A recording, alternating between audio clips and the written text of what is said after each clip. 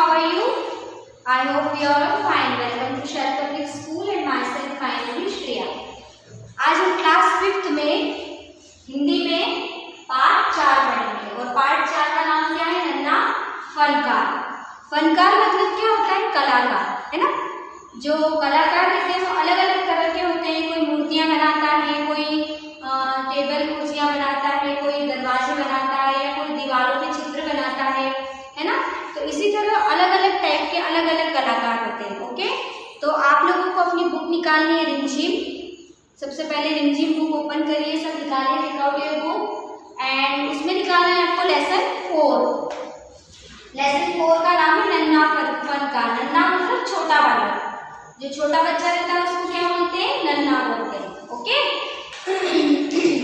तो साथ ही साथ अपन पेज में यहाँ पर जो जो अपने शब्दार्थ आते जाएंगे वो भी आप लोगों को लिखते जाना है। तो पेज नंबर आपको कौन सा निकालना है अभी आज? 33, पेज नंबर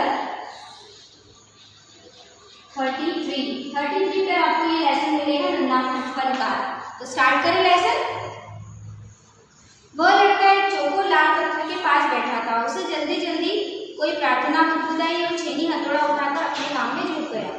कुछ दिन पहले ही इस पत्थर पर घंटियों की कतारें और कड़ियां उकेरना शुरू किया था। लड़के ने एक अधूरी घंटी पर छेनी की नोक टिकाई और सावधानीपूर्वक हथौड़े से घंटी पर नक्काशी करने में जुट गया। हथौड़े के पास से पत्थर पर जो कटाव उभरता था उससे पत्थर की किरचें छितरा जाती थी। वह आंखें सिकोड़ लेता था, साथ साथ धीमी आवाज में कुछ गुनगुनाने में लगता था। उसके चारों ओर उसने संगतराज भी अपने अपने काम में डूबे हुए थे। केशव 10 साल का था और अभी अपना काम सीख ही रहा था। पिता के एक बार करके दिखा देने पर वह सीधी लकीरों वाले और घुमावदार डिजाइन उकेर सकता था। अब तक उसने नक्काशी का जो भी काम किया था उसमें इन घंटियों को बनाना भी सबसे ज्यादा मुश्किल था।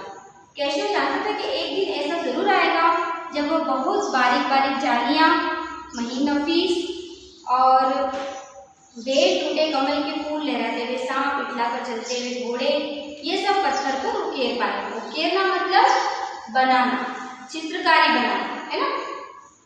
ठीक उसी तरह जैसे उसके पिता बनाते थे। कई साल पहले जब वो पैदा भी नहीं हुआ था उसके माता पिता गुजरात से आगरा आकर बस गए। बादशाह अकबर उस वक्त आगरे का किला बनवा रहे थे और केशव के पिता को यही काम मिल गया था।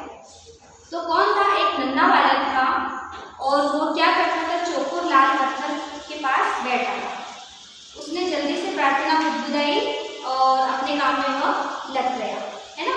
उसके बाद में धीरे धीरे उसने क्या करा? अपने पिता के साथ रहकर पत्थरों के ऊपर नक्काशी को उकेरना शुरू किया। मतलब उनको देखता था, जब उसके पिता काम करते थे तो वो उनको देखता था और देखते देखते वो सोचने लगा कि एक दिन मैं भी इतनी ही अच्छी कलाकारी पत्थरों पर उकेर पाऊंगा। उसमें क्या घंटी है और इटलाते हुए घोड़े है, लहराते हुए सांप है, ये सब उसको क्या करना था? उस पर उकेरना था, है ना।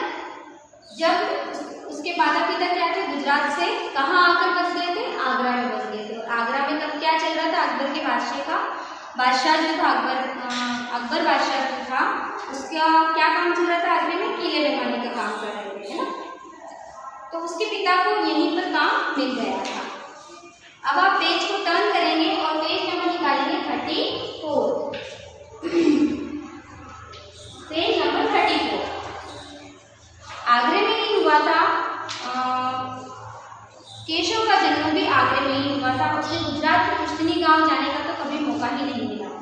आगरे की गलियां और सिकरी बस यही उसका घर था। केशव का जन्म कहाँ हुआ था? आगरा में हुआ था और आगरा की गलियां और सिकरी बस अब यही उसका घर था।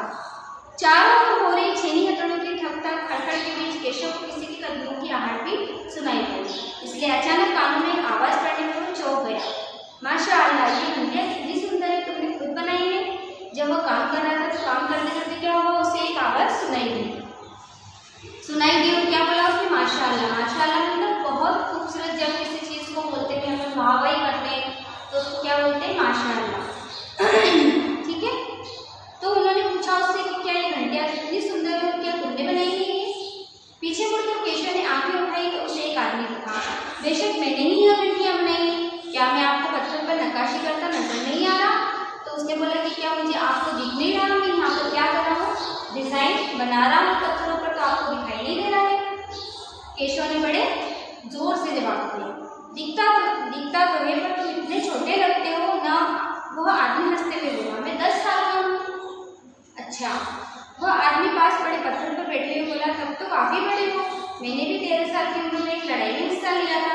अब केशव उस आदमी को अच्छी तरह देख पा रहा था। उसकी उम्र रही होगी 30 के ऊपर, कद मंझोला था, सफेद अंग रखा और पजामा पहने हुआ था। उसके लंबे बाल गहरे लाल रंग की पगड़ी में अच्छी तरह से ढके हुए थे।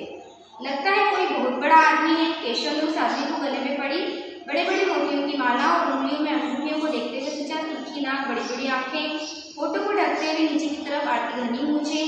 केशव उस आदमी के व्यक्तित्व का मुआयना कर रहा था। मुआयना मतलब उसको अच्छी तरह से जांच परख रहा था वो, है ना। तभी उस आदमी ने एक नक्काशी की तरफ इशारा करते हुए कहा, इस लड़ी में अभी काफी काम बाकी है। इससे पहले कि केशव कोई जवाब देता, उसने किसी के तेजी से दौड़कर आने की आवाज सुनी। अब आपको पेज नंबर निकालना है 35, पेज नंबर 35। तेजी से दौड़कर आने की आवाज सुनी। यह कोई और नहीं, महल का पहरेदार था। माफ करें, मुझे आपके आने का पता नहीं चला। जब एक आदमी वहाँ दौड़ता आया, उसने बोला कि मुझे आप मुझे माफ करें, मुझे यहाँ आपके आने का पता नहीं चला। कांपते हुए मतलब उसकी सांस भर गई थी। सांस भरते हुए वो दौड़ लगा के जब अपन आते हैं तो अपन कैसे हाँफ जाते हैं, है ना। फिर वह मुड़कर भोजन से खड़े केशव को घूरते हुए देखा। वे तो खड़ा हो हुजूर आला के सामने बैठने की जरूरत कैसे की तुम्हें, झुककर सलाम करेंगे। उसने उसको बोला कि आप बालक को उसने बोला कि बेवकूफ खड़ा हो जा। उसको तो पता ही नहीं था कि बादशाह है, किसको पता नहीं था, केशव को। वो तो एक उसको साधारण आदमी समझ रहा था, है ना। तो उसने बोला कि आप हुजूर आला के सामने आप कैसे बैठे हैं, आप खड़े हो जाइए और उनको झुक करके सलाम करो। अब केशव का माथा ठनका, उसे कुछ समझ में आ रहा था। बदहवासी में छेनी हथौड़ा हाथ से छूटकर नीचे गिरी और जल्दी से उठकर खड़ा हो गया। अरे कहीं ये बादशाह अकबर तो नहीं है, यह ख्याल आते ही उसने झुककर सलाम किया। खरगोश किसी कातर खजूर से अकबर की तरफ देखने लगे। कातर मतलब तीखी, खरगोश की तरह उसको तीखी नजरों से वो देखने लगा। अकबर को पहरेदार की दखलंदाजी बनी न लगी। उन्होंने खींचकर पहरेदार को वहां से जाने का इशारा करते हुए कहा, ठीक है सिपाही, कुछ देर के लिए हमें अकेला छोड़ दो। उसने क्या करा, उसको पहरेदार को क्या बोला, गुस्सा करके बोला कि अभी तुम यहाँ से चले जाओ, हमें यहाँ पर अकेले रहने दो। पहरेदार तो चला गया, मगर केशव असमंजस में हो गया कि क्या करना चाहिए, वापस अपना नक्काशी का काम शुरू करे या बादशाह के हुक्म के इंतजार में खड़ा रहे। दिल तो उसका अभी भी धक-धक कर रहा था। हाँ, अब वो डरा हुआ नहीं था क्योंकि अकबर प्यार से उसे देखते हुए मुस्कुरा रहे थे, है ना। अब आपको पेज नंबर निकालना है 36, पेज नंबर 36 निकालिए। तुम्हारा नाम क्या है, अकबर ने नरम आवाज में पूछा। केशव, उसने नाकातुल्ला जवाब दिया। केशव, क्या तुम मुझे नक्काशी करना सिखाओगे? उसने बादशाह जो है उसको क्या बोला कि आप भी मुझे कलाकारी करना सिखाएंगे। केशव ने तुरंत सिर हिला दिया, तब तो तुम्हारे लिए हथौड़े और छेनी का भी इंतजाम करना होगा। केशव फुर्ती से अपने पिता के पास भागा और उनका छेनी हथौड़ा बनाकर उल्टे पांव लौट आया। दोस्ताना अंदाज में अकबर केशव के पास जमीन पर बैठ गए और पास में बड़े पत्थर को खींचते हुए बोले, ठीक है, आप बताओ कि मुझे क्या करना है। मतलब अकबर उसी तरह कैसे होगा जिस दोस्तों के साथ अपन बात करते हैं ना, इस तरह से उससे बात करने लगे और जमीन पर बैठ गए और हथौड़ा और छेनी हाथ में लेकर बताओ मुझे कैसे काम करना है। केशव ने संदेह भरी नजरों से अकबर की ओर देखा। क्या आप ये सब करेंगे? क्यों नहीं, मुझे तो विश्वास नहीं होगा।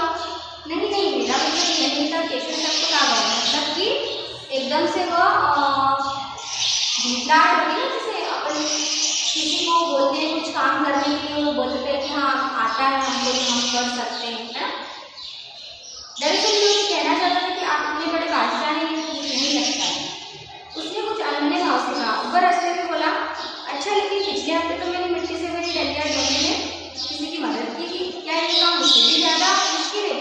केशव अभी भी असमंजस की स्थिति में था। वह अकबर के पास बैठ गया और छेनी पकड़ने का सही तरीका सिखाने लगा। फिर जैसे ही केशव के पिता ने उसे सिखाया था, उसने कोयल के टुकड़े से पत्थर पर लकीरें खींचकर एक आसान सा नमूना बनाया था और गंभीरता से कहा, देखिए, सिर्फ इन्हीं लकीरों को बहुत ध्यान से तराश अकबर ने पत्थर को छीन लेते और जोर से हथौड़े से वार किया, जिससे कटाव ज्यादा गहरा हो गया, मतलब वो कट गया ज्यादा पत्थर में। अरे यह नहीं, केशव ने तुरंत गलती पकड़ी। हथौड़े को आहिस्ता से मारना है, ऐसे उसने करके दिखाया। और हम अपनी आंखें थोड़ी नीच कर रखे, वरना नीचे उड़कर आंख में चली जाएगी। नीचे मतलब जब हम पत्थर को तोड़ते हैं तो उसमें से जो बारीक बारीक कण निकलते हैं उसको क्या बोलते हैं, किरचे, है ना।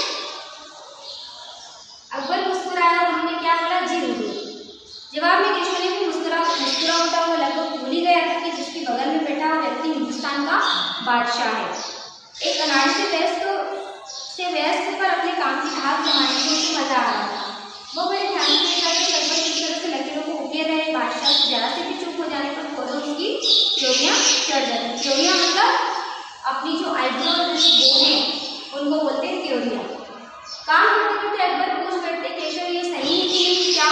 केशव सिंह हिलाकर अपनी असहमति जता देता, मतलब वो मना कर देता कि हाँ यह सही नहीं और ये गलत कर रहे हैं। अकबर इत्मीनान से बैठ गए और केशव को काम करता हुआ देखने लगे।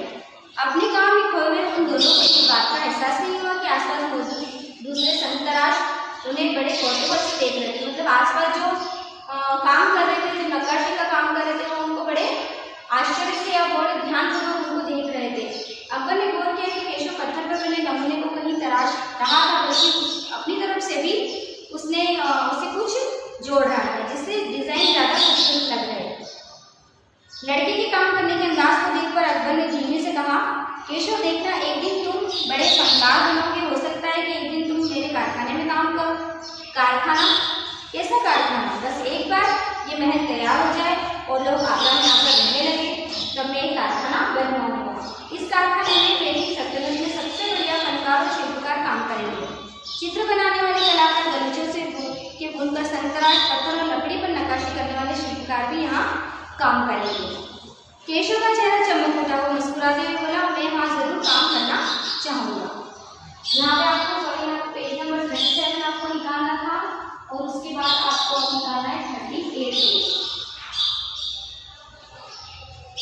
अकबर उठ खड़े हुए, जाते हुए बड़े प्यार से केशव का कंधा थपथपाया और कहा, अच्छा बेटा, अपना काम जारी रखो। हुजूर, क्या आप दोबारा आएंगे? केशव ने बड़ी उत्सुकता से पूछा। मैं जरूर आऊँगा केशव। फिर तो पूरे दिन संतराशों के बीच केशव की धूम मची रही।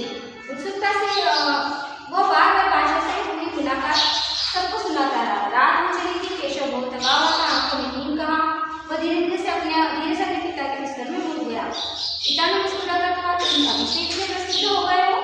प्रसिद्ध मतलब मशहूर या जो बहुत ज्यादा अच्छे से फेमस हो जाता है ना। बादशाह सलाम ने कहा कि एक दिन मैं बहुत बड़ा कलाकार बनूंगा। अपने सिर को पिता की बाहों में की सराहे टिकाकर केशव धीरे धीरे से बोला, हमारे बादशाह तो होते नहीं इंसान है। बिल्कुल सही पिता ने कहा। कुछ सोचकर केशव ने पूछा, बाबा एक बात बताओ, बादशाह के पास आगरा में से एक बढ़कर खूबसूरत महल है, फिर वे सिकरी में यह शहर क्यों बनवा रहे हैं? पिता ने कुछ याद करके बताना शुरू किया, हाँ बेटा, बादशाह का आगरा बहुत सुंदर शहर है, पर सिकरी में नया शहर बनवाने का भी एक खास कारण है। मैंने सुना है कि बादशाह अकबर की कोई संतान नहीं थी, इस वजह से वे हर वक्त परेशान रहते थे। वे बहुत से साधु संतों और फकीरों के पास गए। भटकते भटकते बादशाह ख्वाजा सलीम चिश्ती के पास सिकरी में आए। उन्होंने ही बादशाह को बताया कि उनके एक नहीं 3 संतानें होंगी, शहजादा सलीम, मुराद और रनिया। केशव ने सहज देखा, बिल्कुल सही। तब बादशाह ने ख्वाजा सलीम चिश्ती के सामान में सिकरी में नगर बसाने का फैसला किया। केशव ने कहा, अच्छा आप समझा, इसलिए बादशाह अकबर ने अपने बेटे का नाम सलीम रखा है। हाँ, और इसी कारण हम यहाँ एक नए शहर के लिए पत्थरों का करार कर रहे हैं।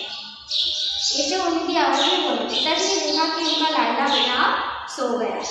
तो ये लेसन था आपका पाठ 4 और इसमें था आपका क्या था, पाठ का नाम है नन्हा फनकार।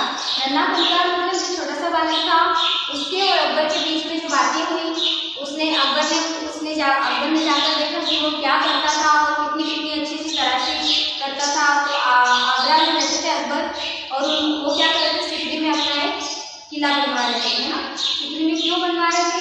क्योंकि जहाँ वहाँ पर जो दरगाह थी सृष्टि, वहाँ से उनको उनकी संतानें नहीं हो रही थी, तो उनको वहाँ से उनकी संतानें प्राप्त हुई, 3 संतानें, इसलिए वहाँ पर वो एक किला बना रहे थे और उस किले के अंदर एक कारखाना बनाना चाहते थे वो, और उसमें बड़े बड़े फनकार, शिल्पकार इन सभी को लाना चाहते थे, है ना। तो ये लेसन आपका आज कंप्लीट होता है। इसके क्वेश्चन आंसर्स और शब्दार्थ हम आपको नेक्स्ट वीडियो में करवाएंगे। ओके, तो घर पर बैठ कर ये लेसन आप रीड करिए और हो सके तो आप इसके क्वेश्चन आंसर्स खुद करने की कोशिश करिए, और नहीं तो फिर हम आपको नेक्स्ट वीडियो में ये क्वेश्चन आंसर्स करवाएंगे। Okay, thank you, have a nice day.